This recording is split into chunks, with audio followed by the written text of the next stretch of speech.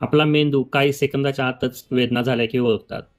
पण हजारो न्यूरॉन्स सक्रिय असताना सुद्धा डॉक्टर शरीराला कापून ऑपरेशन कसे काय करतात? पेशंटला कसे कळत नाही? चला यामागचं सायन्स थोडक्यात समजून घेऊया. जेव्हा आपल्याला दुखापत होते तेव्हा तिथले रिसेप्टर्स मेंदूला इलेक्ट्रिक सिग्नल पाठवतात. पण जेव्हा आपल्याला अनस्थेशिया दिला जातो तेव्हा अनस्थेशियाचे मोलेक्यूल त्या नर्व सेलमधील कॅल्शियम चॅनलला ब्लॉक करतात. त्यामुळे तो इलेक्ट्रिक सिग्नल मेंदूपर्यंत पोहोचू शकत नाही.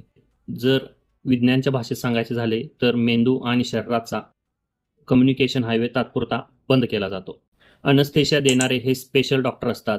ते कंटिन्युअसली पेशंटचे श्वासोश्वास आणि रक्तदाब मॉनिटर करत असतात. अनस्थेशियाचे 2 प्रकार असतात. लोकल अनस्थेशिया जो विशिष्ट भागातील नसांना ब्लॉक करतो. 2.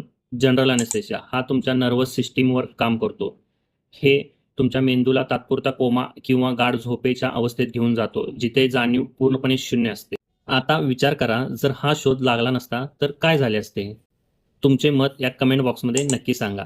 आणि ही माहिती आवडली असेल तर सेव्ह करा आणि तुमच्या फॅमिली ग्रुप किंवा मित्रांसोबत नक्की शेअर करा. आणि अशाच सायंटिफिक माहितीसाठी राहुल मेडिकल जयसिंगपूर या पेजला फॉलो, शेअर, लाईक नक्की करा.